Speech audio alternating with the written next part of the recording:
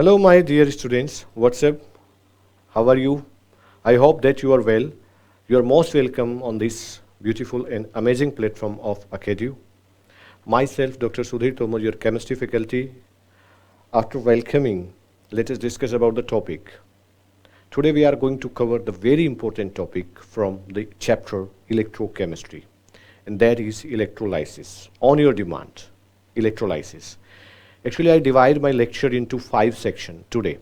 Into 5 sections, we will discuss about each section one by one to make your study, your learning comfort. The number one, we will discuss about the learning objective because we must know that what we are going to learn in this lecture. The second will be expectation of the teacher, that I expect something from your side before to start the lecture, that you must know something. In part 30, we will discuss about the key points, and in part 4, we will discuss about the topic that is electrolysis in detail, like Faraday law of electrolysis, etc., etc. And in part 5th, we will start the evaluation. So, my dear students, let's discuss about the part number 1, that is learning objectives. What are our objectives? The number 1 is, in this lecture, you will learn what is electrolysis. And the second, how to represent an electrochemical cell. You will be very comfort in this section. And third is, what is Faraday's first law and Faraday's second law of electrolysis. Now, I expect something from your side, that you must have a little idea about the redox reaction as it was given in your previous class. So I think you know that what is redox reaction. And you must know, have a little idea about the electrochemistry and its application. Now let us discuss about the key point. The key point means the important points which we will frequently use in our lecture, that is electrolytic cell. You know, the cell is the device which convert chemical energy into electrical energy and vice versa. So cell can be categorized in two parts. One is electrolytic cell. Electrolytic cell is an electrochemical cell that use electrical energy to drive a non-spontaneous redox reaction. It is often used to decompose chemical compound in a process that is called the electrolysis. The next is electrochemical cell. An electrochemical cell is a device that can generate electrical energy from the chemical reactions occur in it, or use the electrical energy supplied to it to facilitate chemical reaction in it. Common example is, suppose we are taking the common dry cell which we used in our TV remote and different electrical appliances having potential 1.5. That is the best example of electrochemical cell. Now the next is electrode. What do you mean by electrode? Actually, electrode is the metal rod. You can see in the figure the black rod of silver, that is the electrode, silver electrode, and it is the standard hydrogen electrode which we are using. This is known as the electrode. An electrode is a conductor that is used to make contact with a non-metallic part of a circuit. Electrodes are commonly used in electrochemical cells. You can see in the figure semiconductor like diodes, and in medical devices an electrode is classified as either as cathode or anode. Next key point is electrolytic solution. Electrolytic solution are those that are capable of conducting an electric current. You can see in the figure there is copper sulfate electrolytic solution available, and we can make the electrolytic solution when we dissolve the salt into aqueous solution. Now let us start the topic, that is electrolysis. Electrolysis, very simple. Suppose we have a cell like this. There is 2 electrodes fitted in this cell, and we connect the 2 electrodes which are deep in this solution, its own solution, connect to the circuit, connect to the power, we supply the electric current into this solution. Then solution will dissociate into its ion, and they move to opposite electrodes. That process is known as electrolysis. And bullet point, I can tell you that it is a process by which electric current is passed through a substance to effect a chemical change that is called electrolysis. The process is carried out in an electrolytic cell. This electrolysis process that carried out in electrolytic cell. The cation are reduced at cathode and anion are oxidized at anode during electrolysis. Electrolysis is a process of decomposition any compound into their elements by passing a direct current through the compound in its aqueous form. Now, take an example. Now we are moving for the electrolysis of NaCl substance, NaCl compound. Electrolysis is used in a metallurgical process to make the compound, to make the substance pure, which we get after metallurgical process, that is extraction.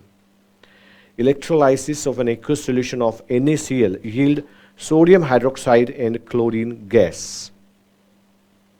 When electric current is passed through molten NaCl solution, the sodium ion is attracted by the cathode, from which it takes an electrode and become a sodium atom. Similarly, for the chlorine, chloride ion reach to anode and give its electron, and then it converts into chlorine gas. You can see the reaction. There is Na plus, that is sodium cation, accepting one electron from cathode and converting into sodium metal. Similarly, you can see the chloride ion Cl minus, it release electron and convert into Cl2 gas at anode. So it was general example of electrolysis. Now, what is electrolytic process? In this process of electrolysis, there is an interchange of ion and atoms due to the addition or removal of electron from the external circuit. Now let us discuss about the factors which affect directly the electrolytic process. The one factor is the nature of the electrode, that which type of electrode you are using. The second one is nature and state of the electrolyte. And the third is nature and electrode potential of ion present in the electrolyte. And the fourth one is over voltage at the electrode. Now let us discuss about the application of electrolysis. Electrolysis is a process of converting the ion of a solution of a compound in a liquid state into the reduced or oxidized state by passing an electric current through the compound. Thus, electrolysis finds many applications both in experimental and industrial products. Some of them are: number one is determination of equivalent weight of a substance. Easily you can find out the equivalent weight of any substance using the electrolysis. Number two, it is frequently used in metallurgical process of alkaline and alkaline earth metal like soft metal. And third one is we can use this electrolytic process for the purification of metals which we extract from extraction. Still they are not pure, so we can make them pure using the electrolysis process. And fourth one is in the manufacturing of pure gas like chlorine gas, as we have discussed about it. Fifth is manufacture of compound like sodium hydroxide, sodium carbonate, potassium carbonate, etc. And the sixth one is electroplating for corrosion resistance. You know that if we coat the zinc metal on the iron container, we can protect it. My dear friends, my dear students, now let us discuss about some laws given by the Michael Faraday. Actually, there is two laws. Number one, Faraday first law of electrolysis. When we discuss, Faraday stated that suppose W is the amount of substance deposited or liberated. This amount of the substance deposited or liberated is directly proportional to the intensity of current you are passing into the aqueous solution Q. Or you can write W is equal to ZIT. Z is Faraday constant or equivalence constant here now. I is the intensity of current in ampere, and we use T for the time in second. The Faraday first law states that the amount of chemical change being produced by a current at an electrode electrolyte interface is proportional to the quantity of electricity used, or you can say the amount of chemical reaction which occur at any electrode during electrolysis by current is proportional to the quantity of electricity passed through the electrolyte. We will use this formula for the numerical calculations, so please note down. Now, let us discuss about the Faraday's second law of electrolysis. You can see in the figure, just have a look. We have three cells in which dilute H2SO4 is filling in first one, second contain copper sulfate aqueous solution, and third contain AgNO3 aqueous solution. If we pass same intensity of current into these three solutions, same intensity for the same time, instead they produce the different amount of the substance on electrolysis. Why this is? It was explained by the Faraday's second law. What it says, Faraday's second law says that same quantity of electricity passing through the electrolytic solution, we are getting different quantity that is proportional to the chemical equivalence weight. So we can write Faraday's second law of electrolysis simply W1 upon E1 is equal to W2 upon E2, or W1 upon W2 is equal to E1 upon E2. You can write it is the Faraday's second law of electrolysis. The amount of different substance that will liberate it will depend upon. Now let us move for the final section, that is evaluation. What you have learned in this lecture. Actually, it is a very simple question. Question number 1, how much charge is required for the following reduction? When we reduce 1 mole of aluminium 3 plus 2 aluminium, please note down that suppose you want to produce 1 mole of any substance in which electron transfer is 1, then you have to pass 96500 Coulomb into it. Actually, the 96500 means 1 Faraday. Exact value is 96493 Coulomb, but we use 96500 Coulomb or 1 Faraday. So your answer will be 1 into 3 electron, that will be 3 Faraday. For second one, your answer will be 2 Faraday, because the electron transfer is 2 and having 1 mole, so it is 2 Faraday. Third one, you see the oxidation state of manganese in KMnO4 or MnO4 1 minus, that is plus 7 and converting into plus 2. So the total electron transfer is 5. 1 mole into 5 electron, that will be 5 Faraday. Clear concept? Now let's move for the next question. How much electricity in terms of Faraday required to produce? Produced 20 gram of calcium. 20 gram of calcium. First, our duty is to convert it into mole. You know that for mole, we use weight of substance upon molecular mass. We are getting 0.5 mole. And how many electron transfer when calcium produced from calcium chloride? Electron transfer is 2. So we are getting 1 mole. So that means 96500 Coulomb is sufficient to produce 20 gram of calcium from the molten CaCl2. What do you think about the aluminium? Let's convert this 40 gram divided by 27. 27 is atomic mass of aluminium, and from 0 to plus 3. Converting into plus 3 means 3 electron. This is the net Faraday that will sufficient to produce 40 gram of the aluminium from molten Al2O3. You can calculate. Now let us discuss about the question number 3. How much electricity is required in Coulomb for the oxidation of 1 mole of H2O2 to O2? That will be 2 Faraday, or 2 Coulomb means 2 into 96500. 2 into 96500. Similarly for this, here the oxidation state of iron is plus 2. In this case it is plus 3. But there is 2 atom of iron which we are using here.